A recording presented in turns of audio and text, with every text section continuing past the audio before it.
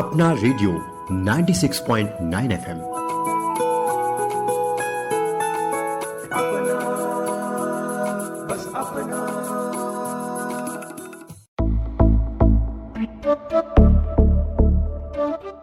नमस्कार, अपना radio 96.9 FM में आप सभी का स्वागत है। मैं हूं कविता शर्मा।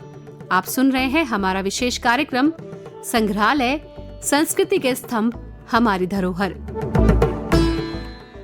संग्रहालय वो इमारतें हैं जिनमें हम कलात्मक, सांस्कृतिक, ऐतिहासिक, पारंपरिक और वैज्ञानिक रुचि की कई चीजें देखते हैं। ये ज्ञान का एक बड़ा स्रोत है। ये न केवल हमें ज्ञान देता है, बल्कि हमारे देश के इतिहास, संस्कृति, सभ्यता, धर्म, कला, वास्तुकला से भी हमें परिचित कराता है। संग्रहालय हमारे जीवन में विशेष भूमिका निभाते हैं, जो न सिर्फ हमारे इतिहास से अवगत कराते हैं, बल्कि वर्तमान में रहकर भविष्य की जिज्ञासाओं के लिए भी प्रेरित करते हैं। इसी के महत्व के बारे में जागरूकता बढ़ाने के लिए हर साल 18 मई को अंतर्राष्ट्रीय संग्रहालय दिवस मनाया जाता है। इस साल अंतर्राष्ट्रीय संग्रहालय दिवस की थीम है संग्रहालय, शिक्षा और अनुसंधान है, जो हमारे सामने एक व्यापक इतिहास के भौतिक साक्ष्य प्रस्तुत करते हुए सभी लोगों के लिए सीखने का अनुभव प्रदान करने में म्यूजियम की भूमिका को दर्शा रहा है। तो क्या होते हैं संग्रहालय, इनका हमारे जीवन में क्या है महत्व, इन सभी बातों की जानकारी के लिए आज हमारे साथ इस कार्यक्रम में जुड़ेंगी एक विशेष मेहमान, मुग्धा सिन्हा, संयुक्त सचिव, ग्लैम डिवीजन, संस्कृति मंत्रालय, भारत सरकार। आपका स्वागत है हमारे कार्यक्रम में। धन्यवाद। क्योंकि ये म्यूजियम दिवस है अंतर्राष्ट्रीय, तो सबसे पहले आप इस डिवीजन में काम करती हैं, आप म्यूजियम्स के लिए काम करती हैं, आपको बहुत बहुत बधाई। बहुत बहुत शुक्रिया। 2024 साल की थीम है शिक्षा और अनुसंधान के लिए संग्रहालय हैं। तो सबसे पहले तो यही जानूंगी आपसे कि अंतर्राष्ट्रीय म्यूजियम डे जो है, ये दिवस मनाने के पीछे आखिर उद्देश्य क्या रहे होंगे? तो ये जो म्यूजियम दिवस मनाने की बात की जाती है, वो जैसा कि हम जानते हैं कि हम अपने म्यूजियम्स को सेलिब्रेट करना चाहते हैं। म्यूजियम्स के कलेक्शन और उनका जो ऑडियंस के साथ संपर्क होता है ना, जिसमें हम कहानियों के माध्यम से, आर्टिफैक्ट्स के माध्यम से जो हैं अपने इतिहास की, अपने संस्कृति की बात कहते हैं, है ना, तो उन सबको सेलिब्रेट करते हैं। प्लस म्यूज़ियम प्रोफेशनल्स जो उस म्यूज़ियम में काम करते हैं। तो मुझे ऐसा लगता है कि ये 4 चीज़ों का संगम है बेसिकली, जिसको अगर मैं अंग्रेज़ी में कहूँ तो आर्टिफैक्ट्स, है ना, जो चीज़ें ऑब्जेक्ट्स हैं वो, मेंटिफैक्ट्स जिस तरह से उनके बारे में सोचा जाता है ना, और सोशियो फैक्ट्स जो हमारे इंस्टीट्यूशंस हैं, जो हमारे इंडिविजुअल्स हैं, वो सब। तो इन तीनों को, तो आर्टिफैक्ट, मेंटिफैक्ट, सोशियो फैक्ट, एक अगर इसको दूसरी धारणा में बोला जाए तो 4 A's मैं कहती हूँ उसको, arts, artist, audience and administration, है ना। तो ये 4 आर्ट्स जो हैं बन के इन सब का सेलिब्रेशन होता है। बट अगर हम देखें कि विश्व पटल पर 1977-78 में एक संस्था है, इंटरनेशनल आईकॉम जिसको कहते हैं, इंडियन काउंसिल ऑन म्यूजियम्स, वो संस्था ने एक ये रेजोल्यूशन पास किया कि चलो हम जो हैं ये विश्व म्यूज़ियम डे को सेलिब्रेट करते हैं, है ना। तो वहाँ से फिर इसका जो एक इंस्टीट्यूशनलाइज मैनर में सेलिब्रेशन स्टार्ट हो गया। हालांकि हमारी कंट्री में आज की तारीख में लगभग 1200 मैप्स हैं। अभी आपने देखा होगा, हमने म्यूज़ियम मैप ऑफ इंडिया जो है इस साल अभी रिलीज़ किया है। उससे पहले पिछले IME में हमने जो है museum directory of India launch करी थी। तो मुझे ऐसा लगता है कि हर म्यूज़ियम इस म्यूज़ियम डे को सेलिब्रेट करता है ना, क्योंकि हम बताना चाहते हैं कि हम इतने सालों से एग्जिस्ट कर रहे हैं, हमने ये किया है। वो उनको भी सेलिब्रेट करते हैं जिनकी वजह से ये कलेक्शन जो है संभव हुआ।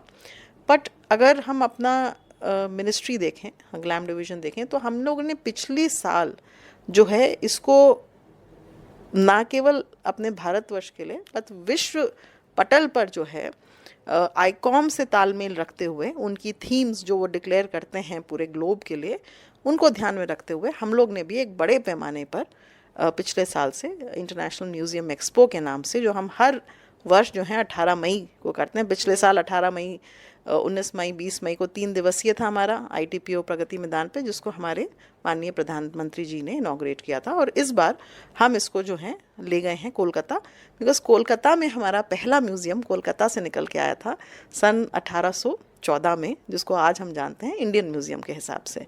तो मुझे लगा कि जब एक बार हमने यहाँ दिल्ली में कर लिया तो अब वो वहाँ जाना चाहिए जब जहाँ से ये म्यूज़ियम या संग्रहालय की संस्कृति की शुरुआत हुई है। तो इस बार वो साइंस सिटी कोलकाता में मनाया जा रहा है और आपके पॉडकास्ट के माध्यम से मैं सभी लोगों को आमंत्रित भी करना चाहूँगी।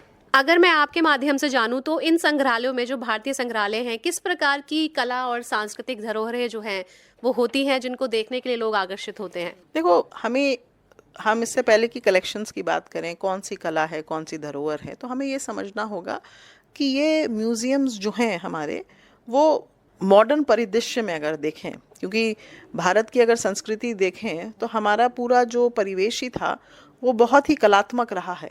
सौंदर्य बोध या कला बोध जिसे हम कहें, जिसको थ्योरी ऑफ एस्थेटिक्स कहते हैं, जिसमें इंडिया में तो हम मानते हैं सत्यम शिवम सुंदरम, है ना। तो उसी तरह की थ्योरी ऑफ एस्थेटिक्स जो है वो सोक्रेटिस से लेके अलेक्जेंडर बाumgarten से लेके आपके मॉडर्निस्ट पोस्ट मॉडर्निस्ट टाइम तक भी चली आ रही है। तो उसको अगर हम ध्यान में रखें तो हमारा पूरा हमारा जो आर्किटेक्चर था, हमारा जो स्कल्पचर था, हमारा जो पेंटिंग कला थी, हमारी जो टाउनशिप प्लानिंग थी, वो सब कुछ, हमारा जो सिस्टम ऑफ मेजरमेंट था जो मानव शिल्प शास्त्र में हमको मिलता है, जिससे विट्रूवियस जिसने 75 BC में जो है अपनी इंडियन आर्किटेक्चर के ऊपर किताब लिखी, वो भी मानव शिल्प शास्त्र से ही इंस्पिरेशन ड्रॉ करता है।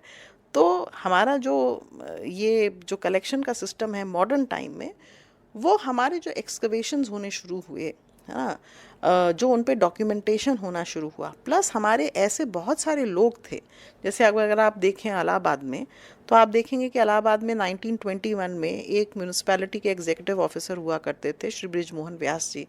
उन्होंने पूरे एक दशक भर में मेहनत करके जहाँ जहाँ जो सामान उनको मिला, जो पुरातत्व का था या जो ऐतिहासिक मायने रखता था, उन्होंने इकट्ठा किया और फिर उन्होंने कहा कि ये तो मैंने एक अजायब घर इकट्ठा कर लिया, और फिर उसके बाद उन्होंने उसको म्यूज़ियम में तब्दील कर दिया और हमें ये विरासत में प्राप्त हुआ। तो इस तरह के बहुत लोग हैं।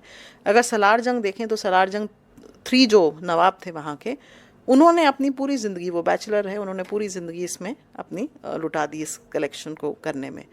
अगर हम कैलकाटा में नेशनल लाइब्रेरी देखें तो सर आशुतोष मुखर्जी जी जो थे, जिनके सुपुत्र श्यामा प्रसाद जी हुए, उन्होंने अपनी पूरी 80,000 किताबों का कलेक्शन जो है नेशनल लाइब्रेरी को डोनेट कर दिया। तो जो लोग एकत्रित करते हैं, है ना, और हमारी जो संस्कृति है वो तो स्मृति पर आधारित है ना, श्रुति स्मृति कहते हैं। तो केवल ये सामान ही नहीं है, मतलब टेंजिबल ही नहीं है, इनटेंजिबल चीज़ें भी हैं, जो किदवंतियाँ, जो कहानियाँ, जो ओरल आर्काइव्स, जो हिस्ट्रीज़ हमारी हैं, जो हमारे फेस्टिवल्स हैं, हमारे फेयर्स हैं, हमारी कलिनरी चीज़ें हैं, इन सब तो टेंजिबल और इनटेंजिबल जो संग्रह है ना, कुछ लिखा गया, कुछ नहीं लिखा गया, जो आज भी शाश्वत है, जो चला आ रहा है, तो मतलब एंटिक्विटी एंड कंटिन्यूटी, उन सब को मिला के ये कलेक्शन हमारे आपको म्यूज़ियम्स में देखने को मिलता है।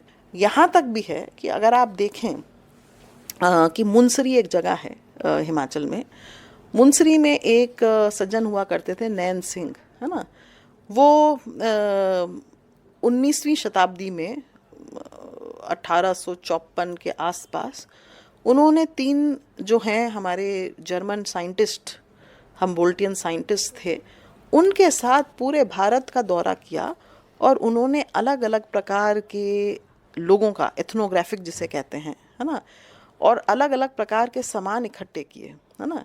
कुछ उस समय वो लंदन चले गए, कुछ बर्लिन चले गए, है ना, बट ये बहुत एकत्रित हुआ इस तरह का सामान, जिसमें मैपा गया, मेजरमेंट्स किए गए, है ना, अलग अलग जगह जाके उन्होंने चीज़ें देखी। तो इस तरह के बहुत लोग रहे जिनकी वजह से ये कलेक्शन हुआ हमारे म्यूज़ियम्स में। तो अगर देखें तो आर्कियोलॉजिकल कलेक्शंस हैं, है ना, हमारे पास जैसे भरूच स्टूपा का कलेक्शन है इंडियन म्यूज़ियम के अंदर, है ना। आप देखें हमारे पास स्कल्पचर्स का कलेक्शन है, हमारे पास पेंटिंग्स का कलेक्शन है, मिनिएचर भी हैं हमारे पास आपकी रागमाला सीरीज़ भी हैं, पहाड़ी पेंटिंग्स भी हैं हमारे पास। नए लोगों की जो कॉन्टेम्प्रेरी आर्टिस्ट हैं, चाहे वो गायतोंडे साहब हों, चाहे वो रज़ा हों, चाहे वो आरा हों, है ना, चाहे वो अमृता शेरगिल हों, ये भी कलेक्शन है हमारे पास। फिर हमारे पास तलवारों का, मिलिट्री वॉरफेयर, है ना, पत्थर के औजार से लेके कलेक्शन है। फिर हमारे पास लॉस्ट वैक्स टेक्निक में, जैसे हम जानते हैं कि ब्रॉन्ज डांसिंग गर्ल हमारी है, उस तरह का हमारे पास कलेक्शन है। तो इस तरह का अनगिनत प्रकार के हमारे पास सिक्कों का कलेक्शन है, इंस्क्रिप्शंस का कलेक्शन है, मैन्युस्क्रिप्ट्स का कलेक्शन है। तो ये सब कलेक्शन से जो है अलग अलग म्यूजियम्स के बाद अलग अलग कलेक्शन है। और आज के ज़माने में भी बहुत लोग इकट्ठा करते हैं सामान, किसी को स्टैम्प इकट्ठा करने का, किसी को सिक्के इकट्ठे करने का, किसी को जो है रेडियो इकट्ठे करने का, इस तरह का शौक़ है। कैमरा म्यूज़ियम आप जानते हैं, कैमरास पे बना है। यहीं पर टॉयलेट म्यूज़ियम है, जो टॉयलेट से बना है। ट्रांसपोर्ट म्यूज़ियम यहाँ भी है, मैसूर में भी है। तो उन्होंने लोगों ने अपने ट्रांसपोर्ट के साधन, बैलगाड़ी से लेके लेटेस्ट सामान तक इकट्ठा किया है।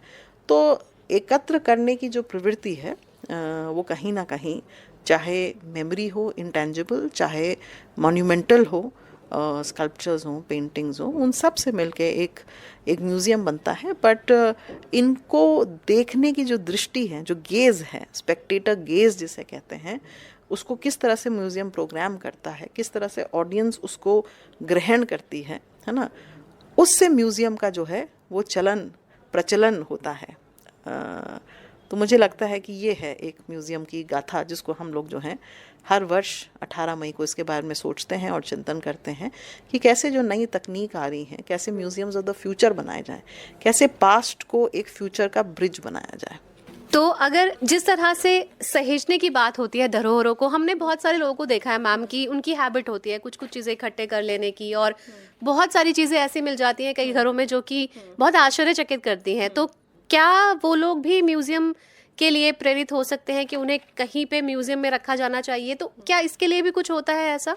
तो हमारे पास जो म्यूज़ियम्स को विकसित करने की स्कीम्स हैं, इसमें इसी तरह के लोग आते हैं जिनके पास सामान इकट्ठा होता है। जैसे मैं आपको उदाहरण पे देती हूँ, नाम लेना तो शायद उचित नहीं होगा, बट उदाहरण देती हूँ कि पुणे में एक बहुत ही संभ्रांत परिवार है जो हमारे भारत की आज़ादी की लड़ाई से जुड़ा रहा।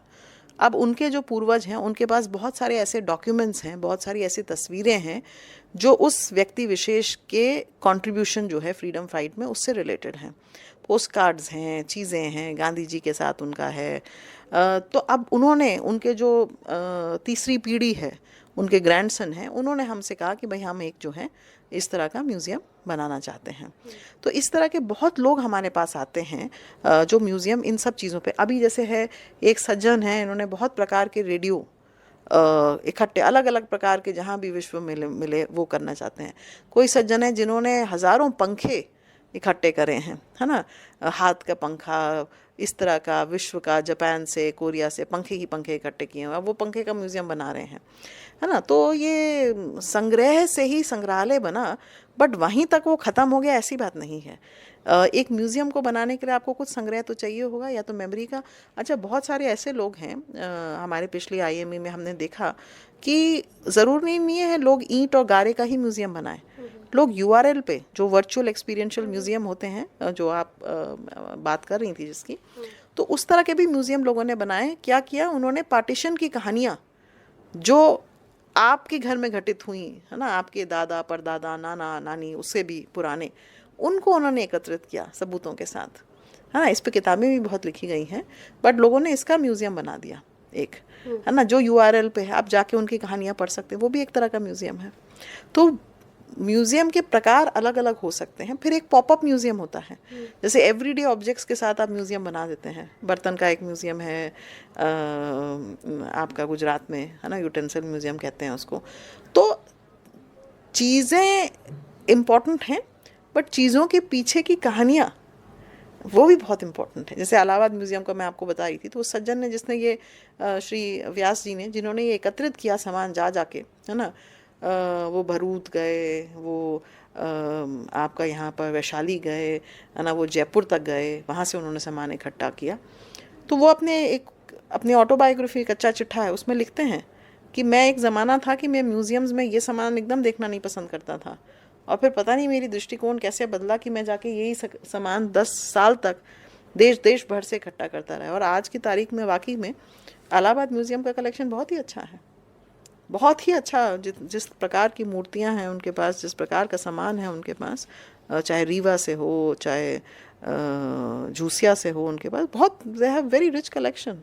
अब बात करते हैं हम शैक्षणिक कार्यक्रम को लेकर, क्योंकि बच्चों के अंदर कल्चर, हिस्ट्री और इन सब को लेकर एक जिज्ञासा हमेशा होनी चाहिए। तो अगर स्टूडेंट्स के परिदृश्य से पूछें तो किस तरह के शैक्षिक कार्यक्रम जो हैं वो संग्रहालयों में होते हैं या हो सकते हैं? ये बहुत ही अच्छा महत्वपूर्ण प्रश्न है, बिकॉज इस बार का जो आईकॉम का थीम है, जिस थीम का हम इस्तेमाल करके अपना जो हमारा जो सेकेंड एडिशन है इंटरनेशनल म्यूज़ियम एक्सपो का, उसको हम सेलिब्रेट कर रहे हैं साइंस सिटी में, तो हमारा थोड़ा सा फोकस साइंस पे भी है ना, क्योंकि हम स्टेम से स्टीम की तरफ भी अपने म्यूज़ियम्स को ले जाना चाह रहे हैं। और साइंस म्यूज़ियम्स में भी वो स्टीम के ए की बहुत ज़रूरत है ना, the art of story telling जिसे हम कह सकते हैं। तो महत्वपूर्ण बात यह है कि अभी समर वेकेशंस भी शुरू होने वाली बच्चों की, और दिल्ली में हम बैठे हैं, इंटरव्यू कर रहे हैं। दिल्ली में हमें पता है कि हमारे नेशनल म्यूज़ियम और NGM जो national gallery of modern arts है, उनमें समर प्रोग्राम्स जो हमारे बड़े पॉपुलर हैं, और विभिन्न प्रकार के प्रोग्राम्स होते हैं म्यूज़ियम्स में, और केवल समर और विंटर हॉलीडेज़ में नहीं होते हैं, बट साल भर प्रोग्राम चलता है। म्यूज़ियम का मतलब ही है कि आपकी जो इन मॉन्यूमेंट्स की, इन आर्टिफैक्ट्स की जो स्टोरी है ना, वो लोगों तक पहुँचे। लोग हैंड्स ऑन DIY जिसे हम आज के युग में कहते हैं, वो करके से देखें। तो हमारे कोर्सेज चलते हैं, आर्ट अप्रिसिएशन पे कोर्सेज चलते हैं कि भाई आप जो देख रहे हैं उसको, उसके सौंदर्य बोध को कैसा समझा जा सकता है ना, वो क्या उसकी पेंटिंग की विशेषताएं हैं फॉर एग्जांपल, या कॉन्जर्वेशन किस तरह से पेंटिंग में होता है, या एक ओरिजिनल पेंटिंग और एक फेक पेंटिंग को कैसे देखें, आर्टिफिशियल इंटेलिजेंस इस्तेमाल करके कैसे हम पता कर सकते हैं ये पेंटिंग में किस तरह के ब्रश स्ट्रोक्स थे, कितनी लेयर्स ऑफ कलर इसमें की गई हैं, है ना। इस तरह के सब तरह के कोर्सेज होते हैं। फिर अलग अलग जो हमारे सामान हैं, हमारे जो एग्जिबिट्स हैं या एग्जिबिशंस हैं हमारी अलग अलग, उनके ऊपर कंटेंट राइटिंग होती है, उनके ऊपर रिसर्च होती है, बहुत तरह का, क्योंकि रिसर्च भी एक बहुत अनुसंधान भी हमारे चीज़ों के बारे में बहुत इम्पॉर्टेंट है। तो वो सब प्रकार के, विभिन्न प्रकार के प्रोग्राम हमारे होते हैं। हम लोग पिछले साल और इस साल अगर देखें तो हम बहुत सारी मास्टर क्लासेस कर रहे हैं। म्यूज़ियम्स में डिज़ास्टर मैनेजमेंट कैसे करना चाहिए, म्यूज़ियम्स इन मेटावर्स कैसे होने चाहिए, स्मार्ट कॉन्ट्रैक्ट्स कैसे बनने चाहिए नॉन फंजिबल टोकन्स में, है ना। फिर आपके साउंड ऑडियो जो होता है म्यूज़ियम में वो कैसा होना चाहिए, म्यूज़ियम का आर्किटेक्चर कैसा होना चाहिए, म्यूज़ियम में ऑडियो विजुअल की कहानी कैसे लिखी जानी चाहिए, जो हमारे साउंड एंड लाइट प्रोग्राम्स होते हैं वो म्यूज़ियम में कैसे बनने चाहिए, है ना। म्यूज़ियम की एग्जीबिशन में किस किस प्रकार की चीज़ें, लॉजिस्टिकल सप्लाई चेन क्या होती है ना, किस तरह से हम कोलैबोरेटिव कंटेंट लिख सकते हैं, कैटलॉग कैसे तैयार करना चाहिए, पेंटिंग का इवैल्यूएशन कैसे होता है, पेंटिंग का ऑक्शन कैसे होता है। मतलब ये तो अनंत सागर है म्यूज़ियम्स में, एक से दो आप देख सकते हैं कहानियाँ निकली जाती हैं। तो म्यूज़ियम्स में बहुत सारी आपकी रेजिडेंसीज भी होती हैं, आर्ट रेजिडेंसीज, कि आप आइए म्यूज़ियम्स में इंस्पिरेशन लीजिए, जो काम किया गया है। अब बहुत किताबें लिखी जाती हैं, है ना। म्यूज़ियम में आप आर्टिफैक्ट देखते हो, आप उस पर लिखते हो भाई तंत्रा पे आपने काम किया, आपने रूट्स एंड रूट्स पे काम कर लिया, है ना, कि कौन सा विभिन्न प्रकार के जो स्कल्पचर्स हैं वो एक कहानी के माध्यम से कैसे। अभी आपने देखा कि हमारे मेट्रोपॉलिटन म्यूज़ियम में, नेशनल म्यूज़ियम और भारत के कई म्यूज़ियम से लेके सामान गया था, मेट्रोपॉलिटन म्यूज़ियम में गया न्यूयॉर्क में, फिर उसके बाद वो गया साउथ कोरिया में, वहाँ एग्जीबिशन लगी, फिर उसके ऊपर लेक्चर यहाँ हुए, उससे एक किताब निकल के आई जिससे लोगों को पता चला कि बुद्धिस्ट स्कल्पचर्स जो हैं या बुद्धिज़्म का क्या प्रभाव रहा, स्कल्पचर्स क्या बात करते हैं, स्कल्पचर्स के अगामास किस तरह की चीज़ें बात करते हैं। तो म्यूज़ियम्स में तो रिसर्च का तो अनगिनत इनफाइनाइट रिसोर्स है म्यूज़ियम्स उसके बारे में। म्यूज़ियम्स में कलेक्शन कैसे आया, म्यूज़ियम्स का कलेक्शन क्या है, म्यूज़ियम्स में इंटरमीडियरीज, जो मैं नैन सिंह की कहानी आपको बता रही थी, इस तरह के कौन गुमनाम लोग हैं जिन्होंने इन म्यूज़ियम्स को बनाने में, अपने कलेक्शंस संजोने में सहयोग किया। तो कहानियाँ तो बहुत हो सकती हैं म्यूज़ियम से। एक एक आर्टिफैक्ट जो है अपने आप में एक आप हरीति की कहानी ले लो तो वो अपने आप में बड़ी बड़ी इंटरेस्टिंग है। तो इस तरह की मतलब भार खींचक के बारे में बात कर लो, टेराकोटा स्कल्पचर्स के बारे में बात कर लो, कॉयफर्ड हेयर के बारे में बात कर लो, शाल भंजिका के बारे में बात कर लो। तो मतलब इस तरह का तो बहुत अनगिनत अथाह मतलब अगर हम कहें टॉपिक्स भी हैं, कंटेंट्स भी हैं जिसके बारे में हम पब्लिक को एजुकेट कर सकते हैं। आफ्टर ऑल ये एजुकेशन क्या है? ये एजुकेशन जो है इन स्कल्पचर्स, इन आर्टिफैक्ट्स, इन पेंटिंग्स के बारे में हमारे ही अपने इतिहास और पूर्वजों के बारे में है। हम उस समय, भारतवर्ष उस समय क्या सोचता था, है ना, और जो वो सोचता था उसको परिदृश्य कैसे करता था, यही तो कहानी है म्यूजियम्स की। तो म्यूजियम्स तो एक, मैं समझती हूँ कि इस पूरे जो टाइम लाइन है हमारे, उसमें एक वर्तमान के समय में जो है भूतों और भविष्य जो से कहते हैं ना, उसका एक लिंक है ना। तो ये केवल एंटरटेनमेंट या केवल एजुकेशन का वो नहीं है, इन्फोटेनमेंट है। मतलब आपका फ़न भी है इसमें, क्योंकि आप टेक्नोलॉजी से उसको, उसी कंटेंट को जो बोरिंग आपको पढ़ने में लग सकता है, उसी को आप एक इमर्सिव वे में, एक डिजिटल वे में, नई टेक्नोलॉजी यूज़ के करके काइनेटिक वे में आप उसको दिखा सकते हो लोगों को, एक डिफरेंट 7D एक्सपीरियंस दे सकते हो आप लोगों को, जिससे बच्चे आज का जो उनको माध्यम है ग्रहण करने का, सोशल मीडिया का या इन्फोग्राफिक के माध्यम से आप उनको ग्रहण करवा सकते हो। यही मेरा अगला सवाल होने वाला था कि मुझे याद है जब मैं स्कूल में थी और छोटी थी, तो उस समय कुछ हमारे स्कूल में एक कंपटीशन हुआ था और हमारे टीचर ने स्पष्ट रूप से कहा था कि जो जो बच्चे इस कंपटीशन में प्राइज लेकर आएंगे उनको नेशनल म्यूजियम घुमाने के लिए लेके जाया जाएगा। तो बड़ी एक्साइटमेंट हुई उस वक्त, और मुझे आज भी याद है वो दिन जब मैंने नेशनल म्यूजियम में कदम रखा। तो मेरा सवाल आपसे ये है कि जिन चीज़ों की एक्साइटमेंट हमें होती है कि हम उसको देख करके सामने से उसके बारे में जानकारी हासिल करेंगे, वर्चुअल वर्ल्ड है जैसे कि आपने अभी बताया भी, तो क्या लगता है, क्या इसके फ़ायदे हैं या वाकई उस चीज़ को महसूस करना, अपनी आंखों से देखना, कहीं ना कहीं कुछ इस बारे में बताएंगी आप? ये बहुत आपने अच्छा सवाल पूछा, बिकॉज देखो आज की हम थोड़ा इसका दुनिया का परिप्रेक्ष्य समझना पड़ेगा। हम एक कंज्यूमरिस्टिक वर्ल्ड में रहते हैं, हम बहुत चीज़ें कंज्यूम कर रहे हैं, हम इंफॉर्मेशन कंज्यूम कर रहे हैं, हम नॉलेज कंज्यूम कर रहे हैं, हम डेटा कंज्यूम कर रहे हैं, हम विजुअल्स कंज्यूम कर रहे हैं, हम ऑडियो कंज्यूम कर रहे हैं, है ना। एक फटीग आ जाता है ना। तो कंजम्पशन अलग अलग प्रकार का हो सकता है। समझना हमें ये कि टेक्नोलॉजी तो एक टूल है, अल्टीमेटली वो टेक्नोलॉजी जो इन्फॉर्मेशन को ट्रांसमिट करने का एक तरीका है केवल, है ना, वो अपने आप में सामान नहीं है, अपने आप में वैल्यूबल स्टफ़ नहीं है, वो एक केवल कम्युनिकेशन का ज़रिया स्थापित करने की तकनीक है या प्रकृति है या प्लेटफॉर्म है। अगर कोई चीज़ इम्पॉर्टेंट है, अगर कोई मैग्नेट है, तो वो तो हमारे आर्टिफैक्ट्स हैं, है ना। तो कहानी किस प्रकार से हम कह सकते हैं, है ना, क्योंकि आप मूर्ति देखो भी एक बार या पेंटिंग देखो भी तो आप इमर्स हो सकते हो उसमें, है ना। आपको वो पेंटिंग आपसे बात करनी चाहिए। वो कैसे बात करेगी? उसका लेबल होना चाहिए जो आपकी क्यूरियोसिटी जगाए कि अच्छा ये अमृता शेरगिल की पेंटिंग है। फिर आप पढ़ना चाहोगे कि उसने कहाँ बनाई ये पेंटिंग, है ना, वो क्या दिखाना चाह रही है उस पेंटिंग में, है ना। फिर उसके साथ आप अगर फ्रीडा कालो की पेंटिंग रख दो तो आप उस पर आपका एक कंपैरेटिव व्यू आ जाएगा कि देखो अमृता शेरगिल और फ्रीडा कालो एक अलग ज़माने में एक अलग देश में पैदा हुई और देखो किस तरह की उनकी पेंटिंग्स हैं। तो ये तो हमारे देखने के नज़रिया पे डिपेंड करता है, म्यूज़ियम के दिखाने के नज़रिया पे डिपेंड करता है। और म्यूज़ियम्स बहुत सारे सवाल भी पूछते हैं, है ना। वो सवाल जो है आप टेक्निक से आंसर कर सकते हो, नॉर्मल वे में आंसर कर सकते हो। फॉर एग्जांपल अभी हम बात कर रहे हैं बहुत टाइम से रिपैट्रिएशन ऑफ ऑब्जेक्ट्स की, है ना, हमारा सामान वापस आ रहा है ना। लोग उसके बारे में बात कर रहे थे। तो हमारा सामान बाहर गया फिर वापस आया, ये भी एक जिज्ञासा है। इसके ऊपर भी हम म्यूज़ियम इसको कैसे दिखाना चाहते हैं। मेट्रोपॉलिटन हमारा सामान क्या कह के बता रहा है? वो कह के बता रहा है ये साउथ एशियन गैलरी का सामान है। जब वो हिंदुस्तान में आता है तो वो साउथ एशियन गैलरी नहीं बनता है, वो बनता है ये अमरावती का रिलिक है ना, ये नागार्जुनकोंडा का अवशेष हमें मिला है ना। तो वो कहाँ है और कहाँ कॉन्टेक्स्ट बड़ा है, कॉन्टेक्स्ट की भी बड़ी स्टोरीज़ हैं। मैंने आपको इतने सारे म्यूज़ियम्स के बारे में बताया। फिर म्यूज़ियम्स तब्दील होते रहते हैं, है ना।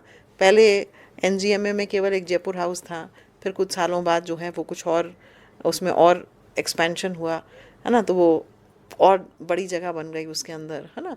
तो ये सब भी कहानियाँ हैं म्यूज़ियम्स के बारे में। आप अगर नेशनल म्यूज़ियम देखो तो आप देखोगे 1949 में जब वो इंडस्ट्रियल एग्जीबिशन लगी थी, तो उस इंडस्ट्रियल एग्जीबिशन में जो सामान गया था, है ना, वो जब वापस आया, फिर उसके बारे में सोच विचार शुरू हुआ कि ये सामान जो गया है और जो वापस आया है, इसके लिए क्यों ना म्यूज़ियम बनाया जाए। तो टेक्नोलॉजी का इस्तेमाल ज़रूर होना चाहिए, है ना। आर्टिफिशियल इंटेलिजेंस है ना, वो अच्छी स्टोरीज़ लिखने में हमको मदद कर सकती है, बट रिसर्च के बिना कुछ नहीं, कोई नहीं कर सकता।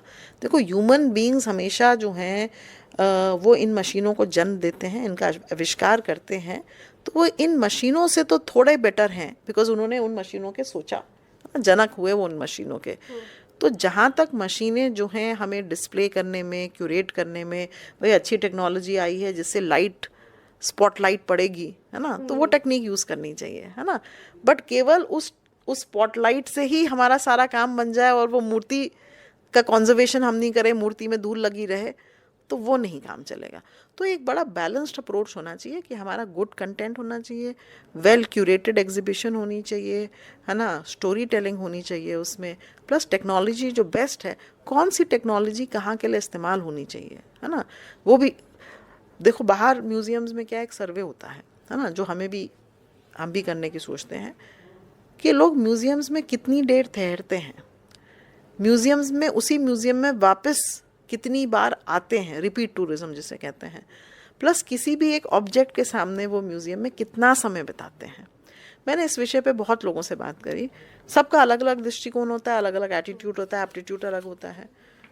तो बाहर मुझे कुछ लोग कहते हैं कि हम जो है म्यूज़ियम में, एक बार म्यूज़ियम हम देख लेते हैं तो हम फिर कोई स्पेसिफिक चीज़ की स्टडी करनी होती है तब हम एक बार जाते हैं, उसको देखते हैं, वापस आ जाते हैं, पूरा म्यूज़ियम नहीं देखते हैं, है ना। अब मैं किसी म्यूज़ियम में घूमने जाती हूँ तो मुझे लगता है या फिर मौका मिले ना मिले, पूरा देख के आते हैं एक बार, है ना। तो सबका देखने का दृष्टिकोण अलग होता है। तो कहीं ना कहीं हमें ये भी देखना है कि म्यूज़ियम का अब्जॉर्प्शन में फटीग नहीं होना चाहिए। ऐसा नहीं होना चाहिए कि इतना देखने के बाद आदमी थक जाए। तो वो टेक्नोलॉजी से उस फटीग को हम कंट्रोल कर सकते हैं, ताकि अगर कोई जना सारा म्यूज़ियम देखना चाहे तो सारा म्यूज़ियम भी देख ले, और कोई जना कुछ कम भी देख के आना चाहे तो कुछ कम भी देख के आ जाए। ये चॉइस जो है, फ्रीडम ऑफ चॉइस होनी चाहिए। बट म्यूज़ियम जो है सबको केटर करना चाहिए, बिकॉज म्यूज़ियम में एक छोटे बच्चा भी आता है और एक जो है वयोवृद्ध इंसान भी आता है, एक रिसर्चर भी आता है, एक लेमैन भी आता है, एक एजुकेटेड पर्सन भी आता है और एक क्वेश्चनिंग इंसान भी आता है, एक आर्गुमेंटेटिव पर्सन भी आता है। तो वो म्यूज़ियम का डिस्प्ले, म्यूज़ियम का कलेक्शन, म्यूज़ियम का हर चीज़ इस तरह से होना चाहिए कि हर व्यक्ति जो है उसको लगे, जैसे 3D पेंटिंग होती है ना, यहाँ से देखो लगता है मैं ये तरफ देख रही है वहाँ, तो म्यूज़ियम भी उस 3D पेंटिंग की तरह से होना चाहिए। आप जिस दृष्टि से जो देखना चाहे उसको लगे कि ये म्यूज़ियम मेरे तरह से मेरी बात को कहने में सक्षम है। तो क्या मैम, जिस वर्चुअल वर्ल्ड की हम बात कर रहे हैं, हमने देखा है बहुत सारे देशों में कि ऑनलाइन म्यूज़ियम भी देखे जा सकते हैं, तो क्या इंडिया में भी कुछ ऐसा है अभी? हमारे पास, हम इसको ऑनलाइन म्यूज़ियम्स की जगह हम इसको वर्चुअल एक्सपीरियंशियल म्यूज़ियम्स कहते हैं। ये हमारे स्कीम में भी एमेंडेड है। और अगर मैं बताऊं आपको, पिछले साल ही हमारे मंत्री जी ने जो है एक ऑपरेशन पोलो करके जो है एक म्यूज़ियम हमारे सलार जंग में, जो पूरे हैदराबाद की कहानी बताता है कि कैसे हैदराबाद जो है हमारा बन के आया। उससे पहले जो हमारा एक म्यूज़ियम है आपके बनारस के घाट पे, है ना, ASI की बिल्डिंग है, मानगढ़ म्यूज़ियम, उस मानगढ़ महल म्यूज़ियम जो है उसमें भी आपको वर्चुअल एक्सपीरियंशियल म्यूज़ियम देखने को मिलेगा। हमारे नेशनल म्यूज़ियम में हमारा एक वर्चुअल एक्सपीरियंशियल रूम है जिसमें अजंता और एलोरा पेंटिंग्स की बात की गई है। हमारी एक रूट्स एंड रूट्स एग्जीबिशन अभी लगी थी, उसमें भी वर्चुअल एक्सपीरियंस दिया गया था। हमारा अगर साइंस सेंटर देखो, हमारे सब साइंस सेंटर्स में वर्चुअल एक्सपीरियंशियल फैसिलिटीज़ हैं। प्रधानमंत्री संग्रहालय में तो आप एक जो है आपने देखा ही होगा, ऑलमोस्ट 4D एक्सपीरियंस आपको मिलता है आपके म्यूज़ियम में। इंटरैक्टिव भी चीज़ें हैं, आप बहुत सारी चीज़ें जो नॉर्मल कन्वेंशनल म्यूज़ियम्स में नहीं कर सकते, आप कर सकते हो। बट मेरा ऐसा मानना है कि अगर हम कोई फ्यूचरिस्टिक म्यूज़ियम बनाएं तो उसमें टेक्नोलॉजी प्लस कंटेंट प्लस एक डायनेमिक चीज़ होनी चाहिए। मतलब जो उसके प्रदर्शन हैं वो कंटिन्यूसली नए नए पॉपअप एग्जीबिशंस के माध्यम से बदलते रहने चाहिए, लोग नई नई चीज़ें देख सकें ताकि लोग वापस आ सकें। प्लस हमारे पास एक, जैसे हम मंदिर में जाते हैं फॉर एग्जांपल, या किसी भी रिलीजियस प्लेस में जाते हैं, तो हमारा जो आइडल होता है उसके साथ जो एक एक्सपीरियंस होता है गर्भगृह में, हम जिसे कह सकते हैं, वो उस आइडियल और उस डिवोटी के बीच में होता है। तो अगर आप उस आइडियल को एक बार हटा दें और उसकी जगह कोई पेंटिंग या स्कल्पचर रख दें, तो वो जो इंटरेक्शन होता है वो भी इक्वली इमर्सिव होता है। आप किसी मंदिर में, गुरुद्वारे में, चर्च में, आप कहीं पर भी जाते हैं तो वहाँ पर आप जो हैं उसको इमर्सिव नहीं करते ना, उस आइडियल को इमर्सिव नहीं करते। इमर्शन तो होता है कि आप उसमें डूब जाते हो। तो आपका डिस्प्ले जो है विद और without technology can be immersive, मेरा ऐसा मानना है ना। आप उसमें डिस्प्ले कैसे करते हो, उसकी लेबलिंग कैसे करते हो, उसका क्यूरेटोरियल नोट कैसे करते हो, उसकी फ्रेमिंग कैसे करते हो, है ना, उसका लाइट कैसे करते हो, उसमें आप सीमलेस मूवमेंट के लिए कैसे करते हो, आप क्या सुवेनियर शॉप से उसको उसकी स्कैफोल्डिंग करते हो। कहने का मतलब कि जो लोग ने वहाँ पर थोड़ा बहुत देख लिया और नहीं देख सकते, वो क्या कोई किताब ले जा सकते हैं जिसको घर पे जाके और उसके बारे में पढ़ सकें, है ना। तो इस तरह की चीज़ें बड़ी इंपॉर्टेंट है। क्या हम कोई कैफेटेरिया बनाते हैं म्यूज़ियम में जहाँ पर लोग थक बैठ के उसके ऊपर चर्चा कर सकें साथ, कि भाई म्यूज़ियम में हमने ये देखा, आपके विचार। क्योंकि अल्टीमेट आइडिया म्यूज़ियम का एजुकेशन है। एजुकेशन भी ये होती है जब हम अपना इन्फॉर्मेशन आपके साथ, अपना experience, museums are a place for experiencing, है ना। तो वो एक्सपीरियंस हमारा कैसे हो रहा है, और देन शेयर्ड नॉलेज है तो वो तो डिस्कशन होगा, उस पर चर्चा होगी। तो म्यूज़ियम को वो एक माहौल जिसे कहते हैं प्रोवाइड करना चाहिए, जो हम मानते हैं कि म्यूज़ियम्स अपने आप में केवल संग्रहालय नहीं है।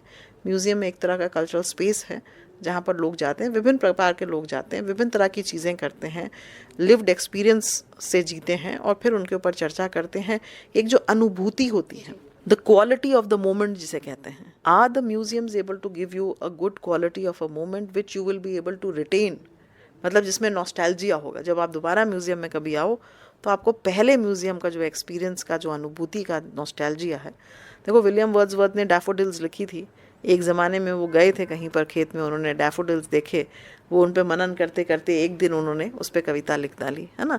तो ये जो चीज़ है, देखना और उस पर मनन करना और फिर एक दिन उसकी अनुभूति का किसी और रूप में आपकी ज़िंदगी में प्रकट हो जाना, ये म्यूज़ियम्स करते हैं। जिस तरह से डैफोडिल्स ने विलियम वर्ड्सवर्थ के लिए किया, हम चाहते हैं हमारे म्यूज़ियम्स हमारे दर्शकों के लिए करें। शिक्षा आ गई, इसमें इतिहास आ गया और जिज्ञासाएं बचपन से ही होनी चाहिए बच्चों में।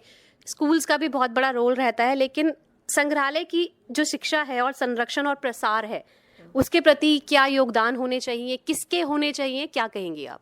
देखो, सबसे पहले तो जो म्यूज़ियम है उसकी रिस्पॉन्सिबिलिटी सबसे इम्पॉर्टेंट है, बिकॉज आप म्यूज़ियम में तब्दील हुए हैं, आप वहाँ पर म्यूज़ियम में कोई ना कोई पद रखते हैं, आप म्यूज़ियम के प्रोप्राइटर हो सकते हैं, म्यूज़ियम के एडमिनिस्ट्रेटर हो सकते हैं। तो आपकी एक जिम्मेदारी बन जाती है कि आप म्यूज़ियम में हैं तो आप उस म्यूज़ियम की जो खूबियाँ हैं या जो उस म्यूज़ियम की कलेक्शन है या म्यूज़ियम की कहानियाँ हैं, उनको दूर तक डिसेमिनेट करें। उसमें आप प्रोग्रामिंग आपका बढ़िया बनाएं इस तरह से कि लोग उस म्यूज़ियम को देखने आएँ, केवल इस दृष्टिकोण से नहीं कि आपको फुटफॉल बढ़ाना है ना, केवल इस पॉपुलैरिटी की दृष्टिकोण से नहीं, क्योंकि वो तो एक केवल सिम्टम है ना कि आपका म्यूज़ियम पॉपुलर है। बट इस दृष्टि से कि जो हमारे पास ये खजाना है, नायाब खजाना है, जो बहुत सारों लोगों की वजह से आज हमारे पास सुरक्षित और संरक्षित है, उनको कैसे हम जो है अपनी नई पीढ़ी और आगे आने वाली पीढ़ी के साथ साझा कर सकें। बिकॉज हम लोग तो सब ट्रस्टी हैं, ये तो देश की धरोहर है और देश की भी क्या, समय की भी है। इससे आप समय नापते हो, है ना, इससे आप विचार नापते हो, है ना, लोगों के कि कैसे लोग हमारे सोचा करते थे, किस प्रकार के लोग हुआ करते थे, वो उस ज़माने में उनकी आर्थिक स्थिति क्या थी, उनके सामाजिक दृष्टिकोण क्या थे, है ना, उनकी सांस्कृतिक समझ क्या थी। तो ये तो पैमाने हैं म्यूज़ियम्स तो, जो बताते हैं आपको कि कल क्या था। और क्योंकि ये बताते हैं कल क्या था, तो हम अपने आने वाले कल को भी एजुकेट करना चाहते हैं। म्यूज़ियम्स जो हैं उनकी अपनी कहानियाँ हैं, उनके आर्टिफैक्ट्स की अपनी कहानियाँ हैं, उनके आर्किटेक्चर की अपनी कहानियाँ हैं। तो ये सब कहानियाँ जो हैं आगे हमारे, जो हमारा कल है, उसमें एक हमारे पूरी सिविलाइजेशनल जर्नी जो रही है ना, उसके लिए बहुत इंपॉर्टेंट है। लोगों को जानना ज़रूरी है, क्योंकि कैसे लोग जानेंगे। ये किताब माध्यम हो सकता है, आप किताब में पढ़ सकते हो बट देख नहीं सकते हो, है ना, कहीं पर आप देख सकते हो बट छू नहीं सकते हो, है ना। फिर ये म्यूज़ियम मुझे लगता है कि किताब का भी काम करते हैं, बिकॉज वो कहानी भी बताते हैं आपको देखना भी अलाउ करते हैं, है ना। आप जो क्यूरेशन हुआ है उसमें एक समग्र रूप, जैसे एरियल पर्सपेक्टिव, जैसे कोई किताब आप पढ़ते हो तो वो एक ही चीज़ के बारे में बोलती है, जब आप म्यूज़ियम में जाते हो तो उस तरह के बुद्धा रिलिक्स आपको देखने को कई प्रकार के मिलते हैं, या बुद्धिस्ट स्कल्पचर्स आपको कई प्रकार के देखने को मिल जाते हैं, चाहे वो मथुरा हो, चाहे गंधारा हो, चाहे पानीग्रही हो, तो आप एक पर्सपेक्टिव मिल जाता है। तो म्यूज़ियम्स जो हैं वो 3D का काम करते हैं, है ना। तो वो मुझे लगता है वो बहुत इम्पोर्टेंट है। तो एजुकेशन और रिसर्च जो है इन्हीं से एक अच्छा, क्योंकि कलेक्शन तो हमें विरासत में मिल गए, है ना, या हम विरासत में दे जाएंगे, बट उनके पीछे जो भावनाएं थी, जो भाव थे, जो कहानियाँ थी, उससे हमारी ये जो ओरल ट्रेडिशन है ना, हमारे इतिहास की, जिससे पहचान होती है, जिससे हमें अपने बारे में पता चलता है। एक्चुअली म्यूज़ियम में हम किसी और के बारे में पता करने नहीं जाते हैं, हम अपने बारे में पता करने जाते हैं कि हम कहाँ से, हमारी जड़ें कहाँ से हैं, हम क्या हैं। तो हम अपने इतिहास में जो चीज़ें घटी होती हैं, घटनाएं भी, और बहुत प्रकार की कलाकृतियाँ भी जो उन घटनाओं को दर्शाती हैं, तो हमें वो सबूत देती हैं, मटेरियल एविडेंसेस हैं हमारी संस्कृति के, हमारे होने के, हमारे पूर्वजों के होने के, है ना। तो मुझे लगता है कि म्यूज़ियम्स बहुत इम्पोर्टेंट रोल प्ले करते हैं। हमारी आइडेंटिटी डिफ़ाइन करने में म्यूज़ियम्स का बहुत इम्पोर्टेंट रोल है। और प्लस एक आपका जो एक विश्व को समझने का, एक विचार को समझने का, है ना, वो भी एक बहुत आपको सोचने पे मजबूर कर देंगी चीज़ें। आप ऐसा म्यूज़ियम में जाके आप जो हैं बिना सोचे बाहर नहीं आ सकते हो। एक जिज्ञासा जो आपके में शायद ना हो, आप म्यूज़ियम में जाओगे तो वो क्रिएट हो जाएगी आपकी जिज्ञासा। तो बहुत तरह के प्रकार के जो फंक्शंस हैं वो म्यूज़ियम में पूरे होते हैं। और हमने पिछले साल जो है एक वो ग्राफिक नॉवल भी निकाली थी, a day at the museum, जिसका हिंदी अनुवाद भी हुआ, संग्रहालय में एक दिन। इसमें हमने सब प्रकार के जो कोर्सेज हैं, है ना, किस प्रकार की म्यूज़ियम्स में अपॉर्चुनिटी हैं। फिर इस साल हमने इंटर्नशिप गाइडलाइंस निकाली, आप कैसे म्यूज़ियम में काम कर सकते हो, ताकि बच्चों के लेवल से और पेरेंट्स के लेवल से और टीचर्स के लेवल से लोगों को हम ये डिसेमिनेशन की आपने बात करी थी अपने सवाल में, कि हम कैसे डिसेमिनेट कर सके नॉलेज इन म्यूज़ियम्स के बारे में। तो मैं तो आप सभी लोगों को आमंत्रित करूँगी, सादर आमंत्रित करूँगी कि हर साल आप 18 मई को जो है हमारे साथ इन म्यूज़ियम्स को सेलिब्रेट करें। इनके पीछे जो बहुत कुछ घटित होता रहता है उनको सेलिब्रेट करें। और एक दिन इसलिए क्योंकि मैं एक्सपेक्ट करती हूँ कि बाकी दिन तो आप म्यूज़ियम जाके वैसे ही देख के सेलिब्रेट करेंगे, तो एक दिन हम लोग सब साथ कर सकते हैं और बाकी आप अपने परिवार के। It's a very healthy, I think, form of education in this hyper age of social media and information and technology. This is a very calming space, contemplative space कह सकते हैं। इस चर्चा के लिए बहुत बहुत धन्यवाद संयुक्त सचिव ग्लैम डिवीजन संस्कृति मंत्रालय में मुग्धा सिन्हा जी, आप हमारे साथ जुड़ी, बहुत बहुत धन्यवाद ma'am. Thank you so much, मुझे भी बहुत अच्छा लगा, आपने हमें मौका दिया। Good luck, all the best.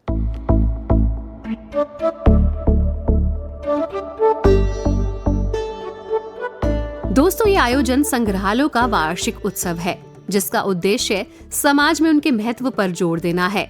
International museum day प्रदर्शनियों का उद्देश्य रचनात्मक गतिविधियों के माध्यम से सार्वजनिक उपस्थिति और म्यूजियम की सराहना को बढ़ाना है। आपसे अनुरोध है कि हमारी इन संग्रहालय रूपी धरोहरों को जरूर देखें, समझें और इतिहास के साथ जुड़ें। इन्हीं शब्दों के साथ सुनते रहिए अपना रेडियो 96.9 FM। कविता शर्मा को दीजिए अनुमति। नमस्कार।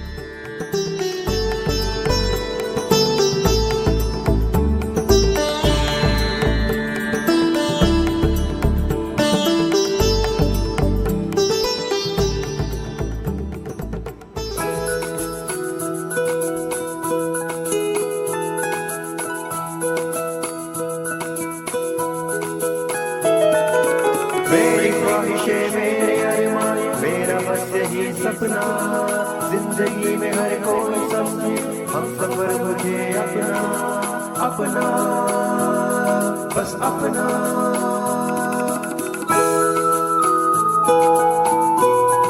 अपना रेडियो 96.9 FM।